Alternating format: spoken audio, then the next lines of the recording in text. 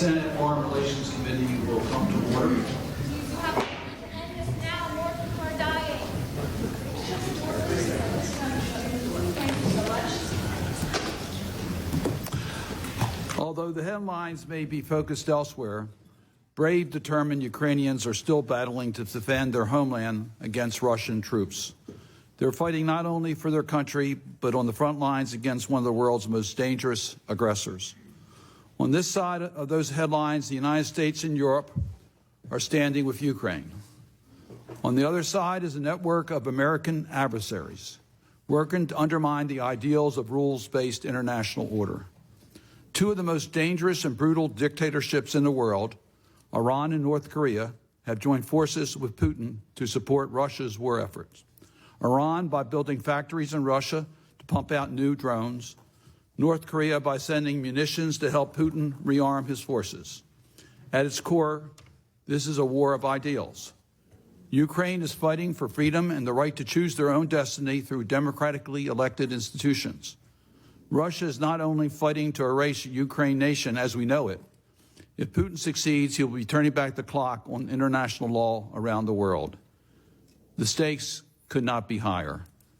With time of the essence, I want to thank all of our witnesses for appearing before us today. I know that each of you and your teams are doing incredible work in the face of very challenging circumstances. I hope this hearing provides a chance to talk about why Russia's war of aggression in Ukraine remains an urgent and dangerous threat to United States security interests, why the partnership between the United States and Ukraine is so critical, and why the Senate must pass supplemental funding for Ukraine along with Israel, Taiwan, and other priorities. This supplemental funding will strengthen governance and anti-corruption systems. It will improve the resilience of our economies and our energy supply. It will support efforts to come out of the other side of this war ready for Ukraine to join EU and also NATO. But this investment in Ukraine goes far beyond its borders. By degrading Russia's military capabilities, we are also degrading the capabilities of those who Russia works with, like Iran, Hamas, and Hezbollah. We see these actors in concert, not in isolation, which is why we need to consider the whole supplemental package. In short, providing this funding is not a case of assistance or charity. Without any American troops on the ground, Ukraine fighters have already exposed Russia's weaknesses and its failures. Continued funding is vitally important for our partners, for our allies, and for reaffirming America's leadership. Moreover, the Biden administration has been very careful with the American taxpayer dollars we have invested thus far in Ukraine. U.S. personnel on the ground in Ukraine are focused on oversight, including 3 inspector generals. Last week, Ambassador Brink told Fox News that no American-provided assistance, including security assistance, humanitarian assistance, or direct budgetary support, has been used for anything other than its intended purpose. Finally, helping Ukraine strengthens Americans' credibility with our allies. It shows our partners we are reliable to stand by their side when times get tough. And it puts the United States on the right side of history, defending the liberty and sovereignty of Ukraine in the face of brutal, unprovoked Russian aggression. So to our witnesses, I hope you will tell us your thoughts on the importance of passing a supplemental funding request, the urgency of passing that, and the importance to the United States security interest. I am optimistic we're going to pass a supplemental, but I would like to hear what you think the effects of a delay would be. I look forward to your testimony, and that let me turn it over to my friend and my colleague, Senator Risch. Well, thank you very much, Mr. Chairman. And to the witnesses, I want to join the chairman in thanking you. You have an important job in helping everyone come together on this issue and do what's right for the American people and for national security. It's important for this committee and the American people to fully understand how Russia's war in Ukraine affects American security. This is different from simply making the case for supporting Ukraine as it fights for freedom. This is a balancing matter that all of us who work in national security must work towards. We are not and we cannot be the policemen of the world. On the other hand, it is also important that we always keep an eye on what's happening in other countries, particularly with countries friendly to us and ones who enter into defense agreements with us. It is incredibly important. We all know there's a number of wars going on in the world. We are not participating in the vast majority of them, but we do have to participate when our national security demands it. I hope our witnesses can be crystal clear with us about the realities on the ground in Ukraine and what a Russian victory would mean for America's national security and economic prosperity. I hope you'll talk about our defense agreements and the importance of those defense agreements and the alliances that we make and how those alliances affect our national security and how our reputation affects how those defense agreements are carried out. There's global competition for power and influence. Russia, Iran, and China are all trying to weaken the United States and are intent on dominating regions that are vital to our interests, Europe, Middle East, and Asia. In that vein, I hope you as witnesses can lay out Russia's linkages with Hamas and Hezbollah and the deepening ties among Russia, Iran, and China. It is more and more evident that our enemies are working together against the United States and our allies. They have the same basic goal: to undermine American leadership and eliminate the basic freedoms that have helped the entire world prosper.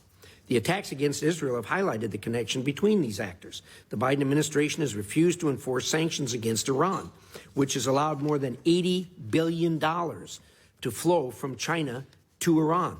This money Iran has used not to help its people, but to finance weapons given to Hamas and to Russia.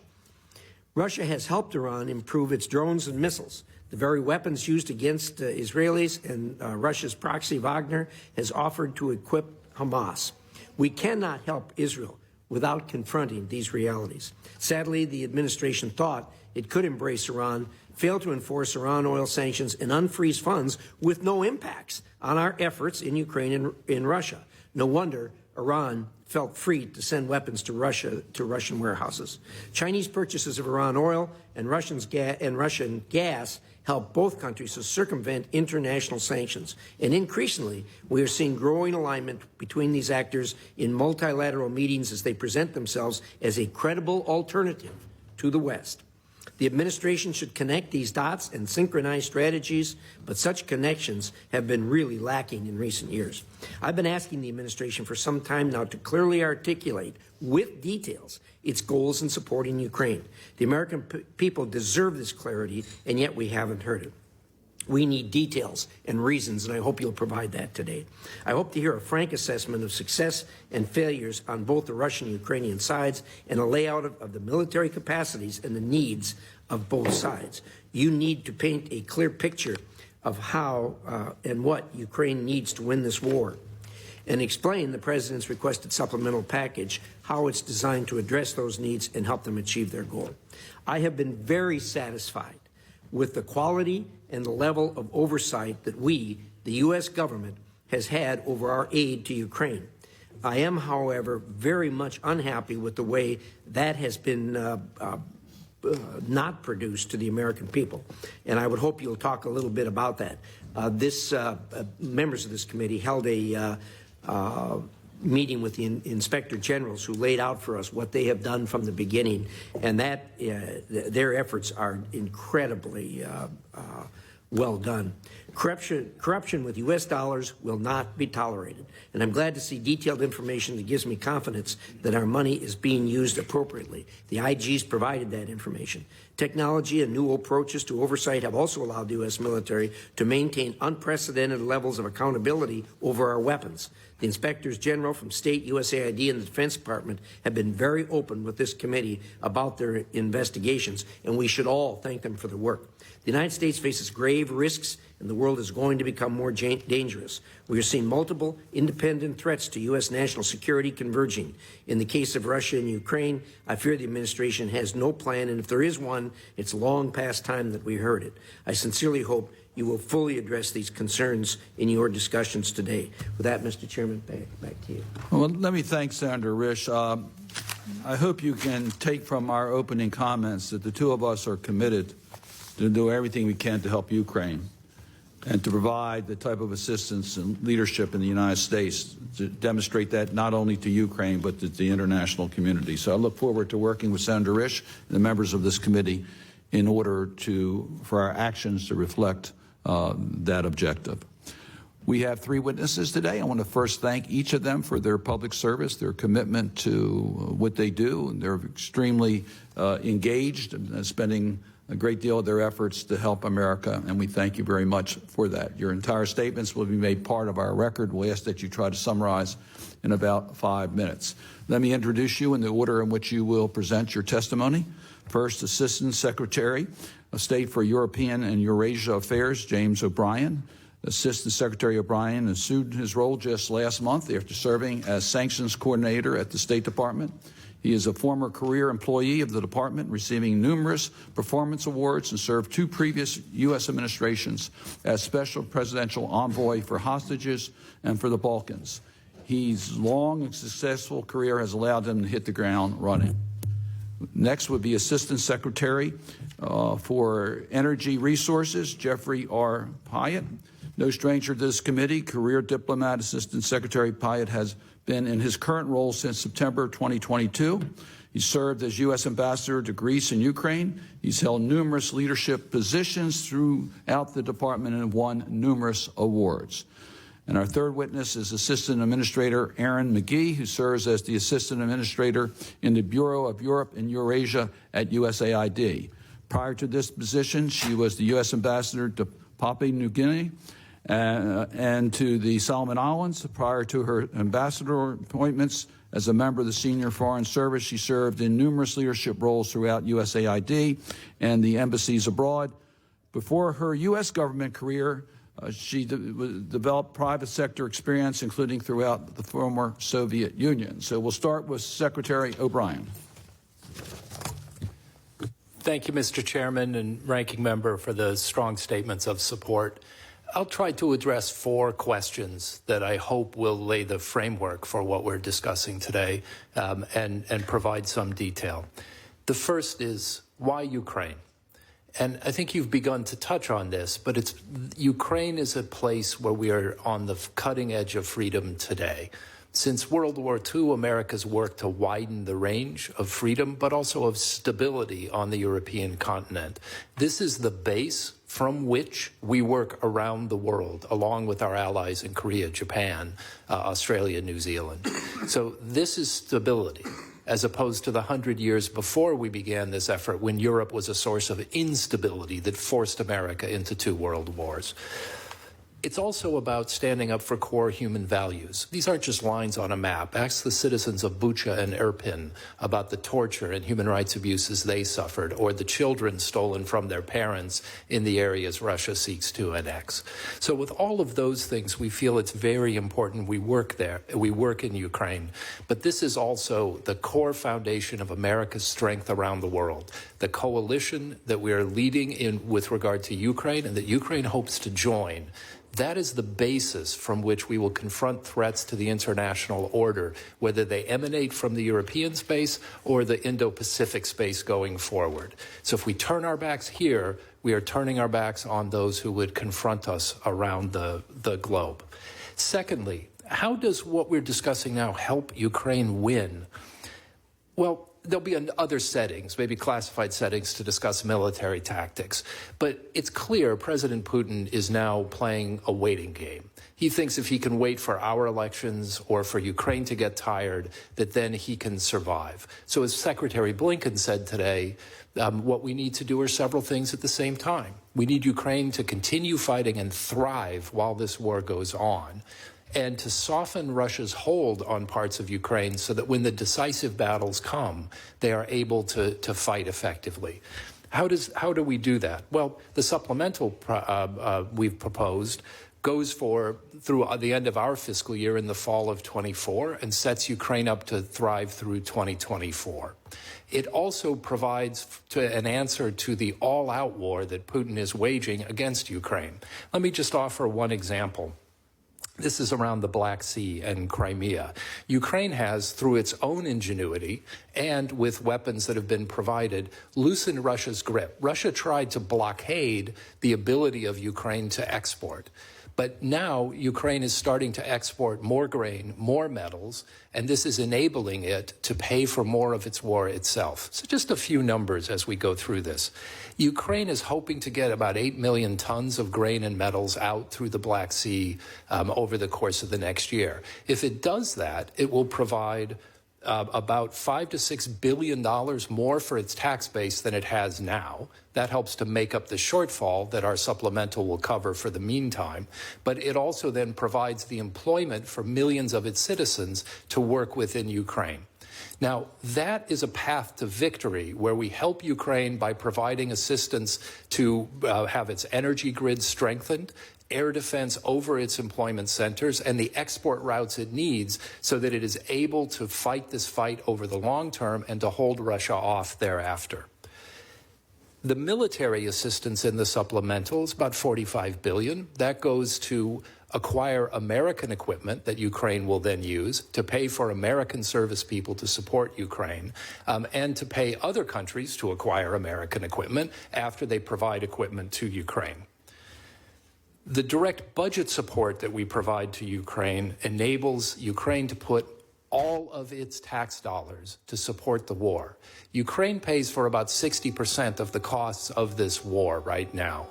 The direct budget support pays for hundreds of thousands of educators, first responders, firefighters, and healthcare professionals to work within Ukraine.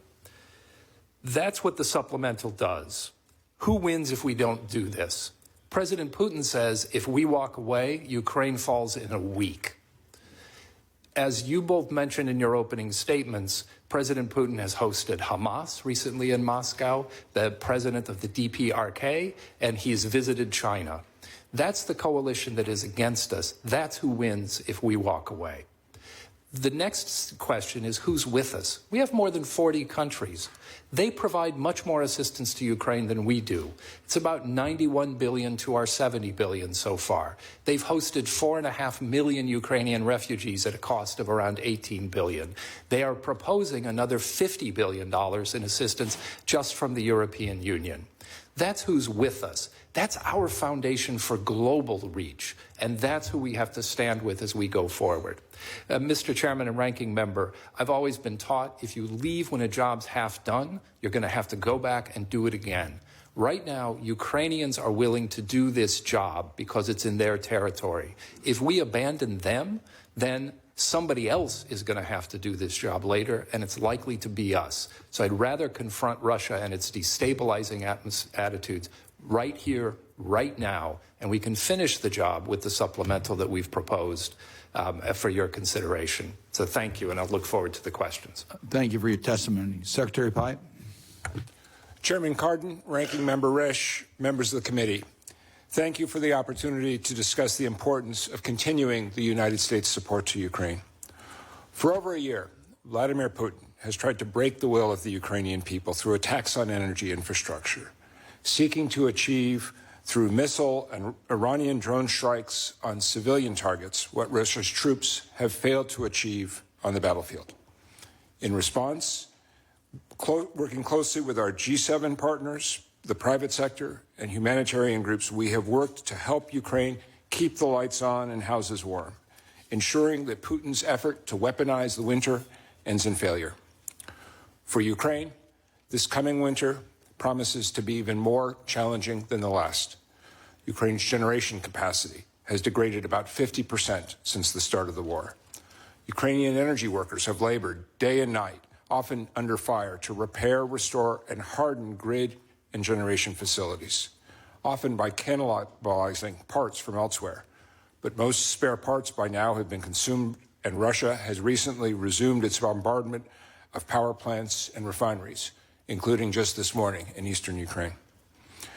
During the November 22 NATO ministerial in Bucharest, Secretary of State Blinken launched a new coordination group of G7 plus states to mobilize and coordinate broad support for the restoration of Ukraine's power grid.